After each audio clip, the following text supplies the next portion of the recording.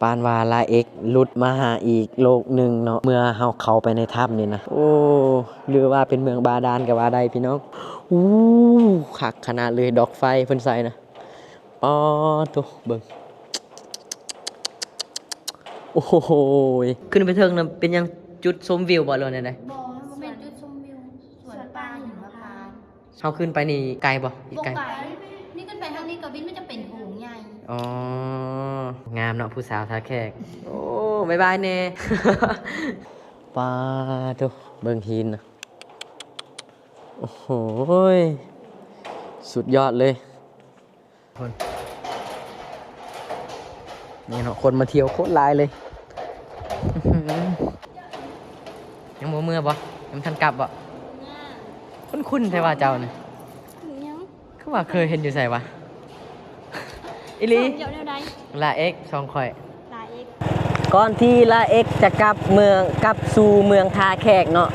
ลาเอ็กจะพาทุกคนมาแวะทำปลาเสื่อมเนาะที่แหล่งท่องเที่ยวของแขวงคำม่วนเนาะทุกคนเนาะเป็นอีกจุดหนึ่งที่คนมาเที่ยวหลายพี่น้องเนาะเดี๋ยวมื้อนี้ลาเอ็กจะพาทุกคนไปแวะนำกันเนาะบรรยากาศทางในจะเป็นจังใดเนาะแต่ว่าลาเอ็กก็เคยเห็นตามที่เขาเจ้ารีวิวในเพจอย่างต่างๆเนาะมื้อนี้สิมาเบิ่งตัวจริงโดยดวงตาของตนเองเนาะทุกคนไปเดี๋ยวเราไปเบิ่งนำกันมื้อนี้ทุกคนนี่เนาะป๊อดภูเขางามคักขนาดเลยเนาะพี่น้องโอ้โหเบิ่งทางหน้าหาพี่น้องเอ้ยจะแม่นคักแท้เด้เนาะนี่โอ้สุดยอดเลยพี่น้องเข้าไปนี้เป็นหมู่บ้าน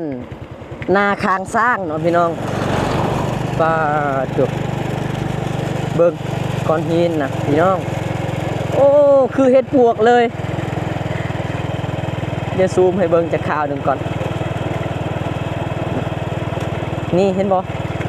คือกับเห็ดปวกนะพี่น้องโอ้ธรรมชาติเนาะที่บ่แม่นมนุษย์สร้างขึ้นเนาะโดยที่มันเกิดเองมันนะป้าเถอะจากนี้ไปทำปลาเสื่อมน่าจะประมาณ3 ลักเนาะ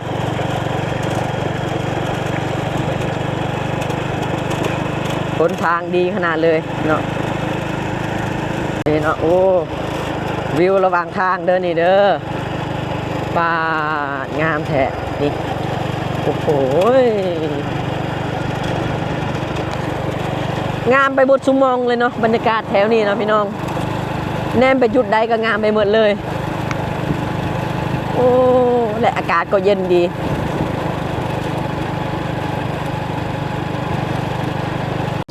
ถ้ำปลาเสื่อมเนาะ 1.5 กิโลเมตรเนาะทุกคนก็แสดงว่าโบไกลแล้วเนาะไปทุกคนก่อนกลับมื้อนี้แวะมาเบิ่งถ้ำปลาเสื่อมก่อนเนาะบรรยากาศทางในมันจะงามขนาดใดนะพี่น้องนี่พี่น้องฮอดแล้วทำปลาเสื่อมบึ้งน้องเท่าภูซางเนาะทุกคนทางในจะมีพระเนาะมีพระเขาเอาไว้เนาะทุกคนเนาะจากเส้นทางเข้าไปทำปลาเสื่อมนี่ประมาณ3 ลักเนาะทุกคนเนาะ3 ลักเนาะก็ฮอดแล้วพี่น้องทางนี้น่าจะเข้าไปทำปลาเสื่อมเลยเนาะเดี๋ยวเราต้องเอาปีก่อนทุกคนต้องได้ซื้อปีเนาะสบายดีเท่าไรซื้อปีคนลาวคนละแสนคนลาวคนละแสนเนาะโอเคขี่รถจักรเข้าไปในเลยบ่โดยรถเอาไปจอดในเลยโอเคตรวจปีก่อนลงทางโดยผู้สาวยามประตูบอกว่าทางในนะเขาซื้อปีมาแล้วเอารถจักรเข้าไปในเลยแล้วก็เพิ่นจะตรวจสอบอ่านปีรถเฮาแล้วก็ก่อนที่จะเข้าไปทำนะพี่น้องไปเดี๋ยวเราเดินทางไปนำกันตอนนี้ลาเอ็กขี่รถเข้ามาทางในแล้วเนาะว้าวบรรยากาศขนาดบรรยากาศอยู่ทางนอกนี่พี่น้องเว้ยงามขนาดนี้ลูกสาวมาเที่ยวคนมาเที่ยวหลายขนาดเลยจุดนี้เป็นจุดที่เขาจะเอากินดื่มเนาะยามมื้อแรงนี่พี่น้องฮอนแล้วเนาะว้าวพี่น้องโอ้โหน่าเที่ยวคักเลยสุดยอดสุดอลังการเลยทุกคนเบิ่งเนาะจะมีรถไทยรถลาวเนาะ ต่างประเทศเขามาเที่ยวหลายเด้อพี่น้องเบิ่งนะตุ๊กน้องปลานี่โคตรใหญ่เลยอันนี้นะแม่นรถที่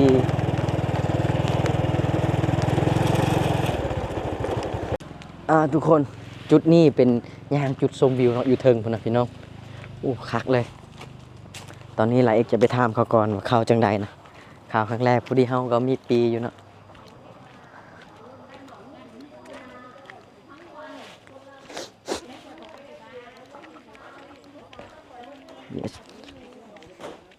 น่าจะเป็นมองที่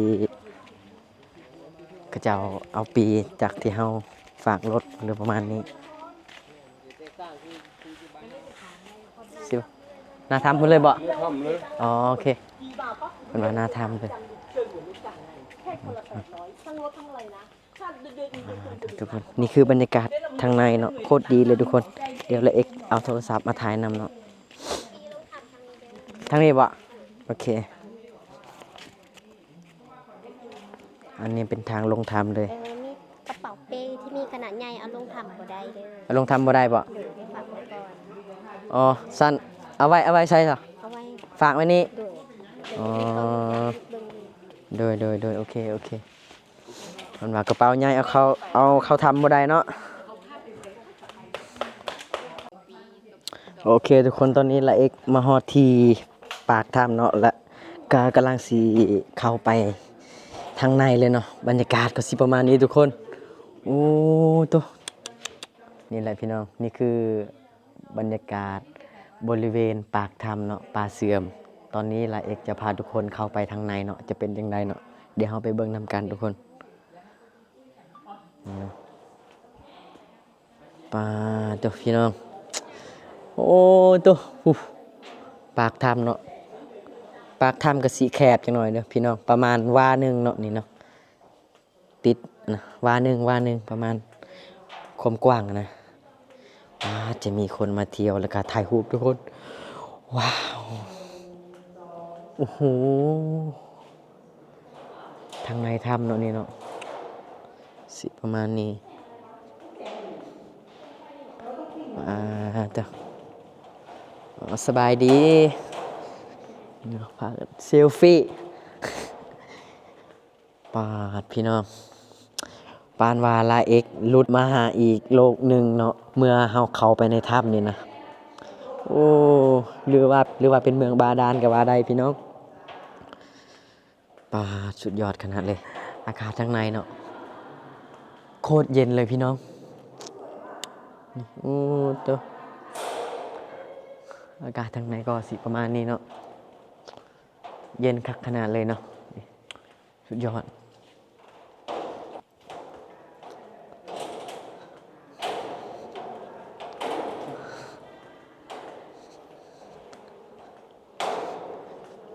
แต่ละจุดเขาก็จะบอกว่าห้ามจับอันหินเนาะในทางประมาณนี้ทุกคนป่ามันเป็นหินที่แบบมันปงหรือว่าอย่างประมาณนี้เนาะนี่ทุกคนบรรยากาศสุดยอดเหมือนกับลาเอกลุดไปอีกโลกหนึ่งเลยเนาะลุดไปอีกโลกหนึ่งของเราเชื่อจริงไหมเบิ่งน้ำโคตรใสเลย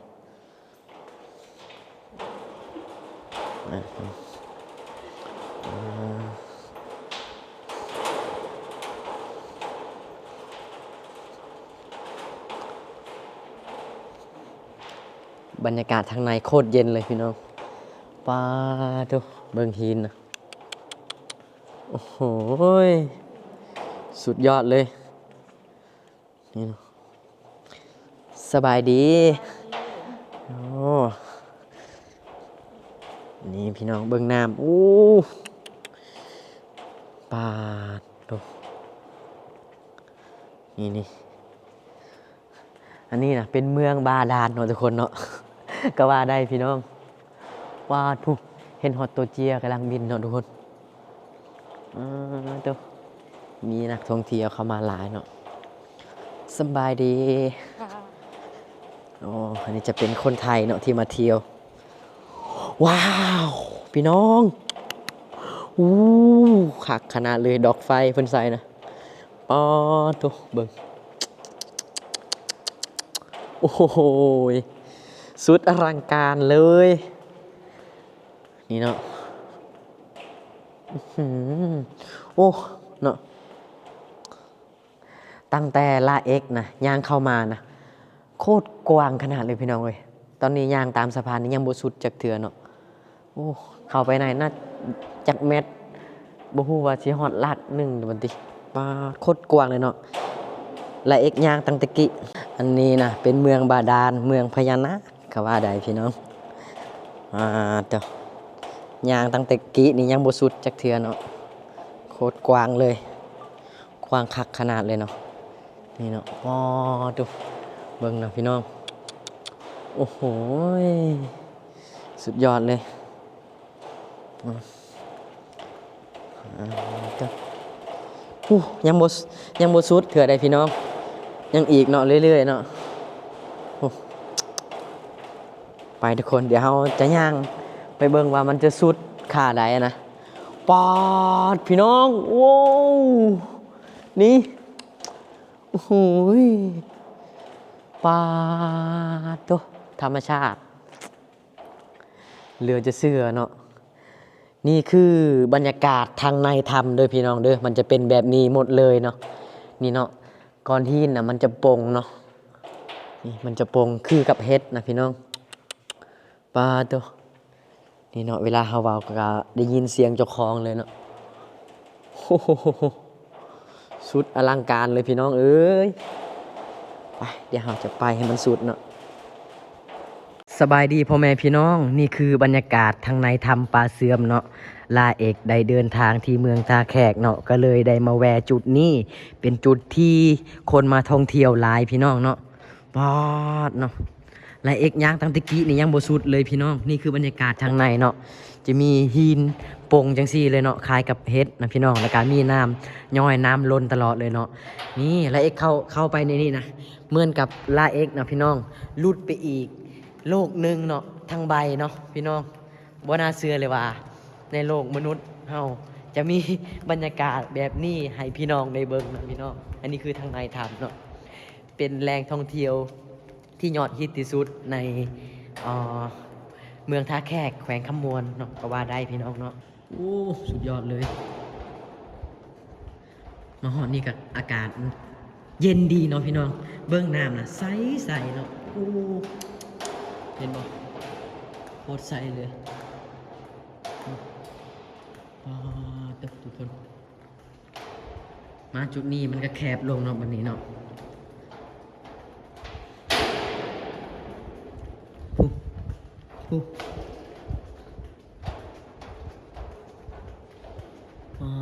ตัวเบิ้งกีนะทุกคนโอ้จะมีสองสาวกำลังนั่งชมวิวอะเบิ้งน้ำนะโคตรใสดีเลยแต่ว่าบ่มีป่าเนี่ยพี่น้องสุดบ่นี่ยังบ่สุดเถอะอ๋อต้องขึ้นไปเทิงอีกขึ้นไปเทิงนะเป็นยังจุดชมวิวบ่เลยเนี่ย บ่มันเป็นจุดชมวิวสวนป่าหิมพานต์ สวนป่าบ่อ๋อมันเป็นสวนป่าเนาะทางเทิงเนาะ ป่าหิมพานต์ ป่าหิมพานต์เฮาขึ้นไปนี่ไกลบ่อีก บก ไกล ไก่นี่ขึ้นไปทางนี้กับวินมันจะเป็นโถงใหญ่ อ๋อชุมเจ้ามาเฮ็ดเวียกเผาทำสิบ่ โดย อ๋อนำเที่ยวคนที่มาท่องเที่ยวเนาะ โดย อ๋อชุมเจ้าอยู่เมืองท่าแขกนี่แต่ว่า แมน โอ้งามเนาะผู้สาวท่าแขกโอ้บ๊ายบายแน่ งามพี่น้องมาเด้อบ่ได้งามแต่ทำเลยผู้สาวมาเที่ยวก็งามเนาะเดี๋ยวจะขึ้นไปคราวเดียวเนาะอ๋อเจออีกแล้วผู้สาวคนงาม เห็นตัวมาแต่สต้นนะ แมนอ๋อ เห็นเยอะในยูทูบ เห็นอยู่บ่ เห็นเยอะ โอ้บ่าวอยู่ไสล่ะ นี่พลานนี่ อยู่พะลานบ่ พลานไส้ โอ้แสดงว่ามาแต่สวรรค์ในเขตคือกันนี่เนาะนี่เนาะโอ้ฮะ สอบได้นะ แม่นบ่ หรือสอบเป็นนักสอบอะไร ลาเอกยิงงามๆด้วยล่ะโอ้เจ้าชื่อหยัง ถือ FB FB มากับผู้บ่าวบ่น่ะ เพราะว่ากับอา มากับอ้ายเอาแล้ว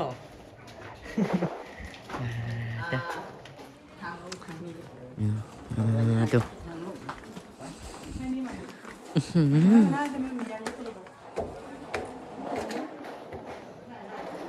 สุดยอดเลยพี่น้องตุ๊กนี่เนาะนี่คือบรรยากาศทางในพี่น้องเนาะไล่เอกย่างมาแต่ลุมเมื่อกี้นี่เนาะบ่ค่อยเห็นคนบ่ฮู้ว่าเขาเจ้าขึ้นมาชมวิวอยู่ทางเทิงมาชมบรรยากาศทางเทิงนี่มันงามกว่าอีกเนาะทุกคนที่มาเที่ยวเขาเจ้าจะขึ้นมาฮอดเทิงนี่หมดเลยเนาะตุ๊ก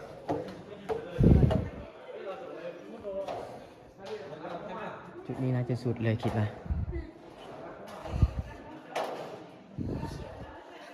โอเคสบายดีผู้สาวมาเที่ยว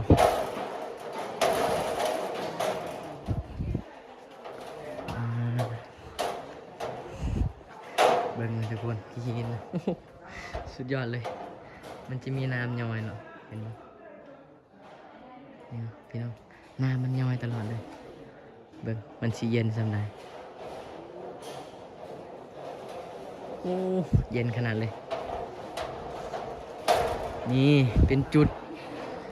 สุดท้ายเลยเนาะคิดว่าน่าจะสุดเลยแหละนี่นะพี่น้องไปเดี๋ยวย่างไปให้มันสุดเนาะ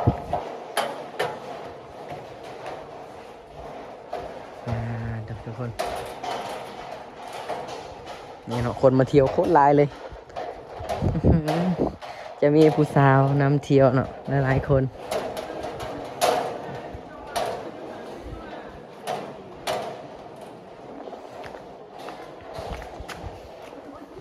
สุดยอดเลยจุดนี้เนาะป้าบ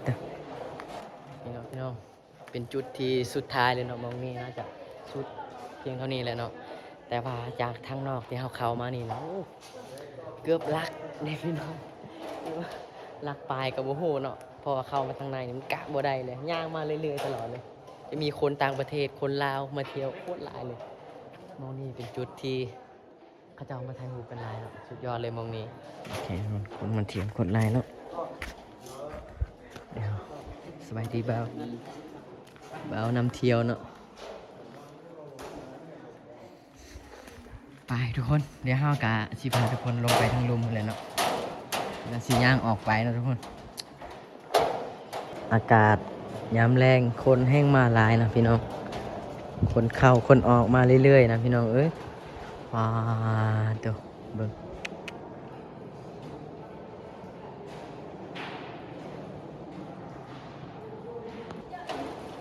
ยังบ่เมื่อบ่ยังทันกลับบ่คุ้นๆใช่ว่าเจ้าเนี่ยคือว่าเคยเห็นอยู่ใส่วะอีหลี เดี๋ยวเดี๋ยวใด ลาเอ็กช่องข่อย ลาเอก จุดนี้ก็งานแห่งพี่น้อง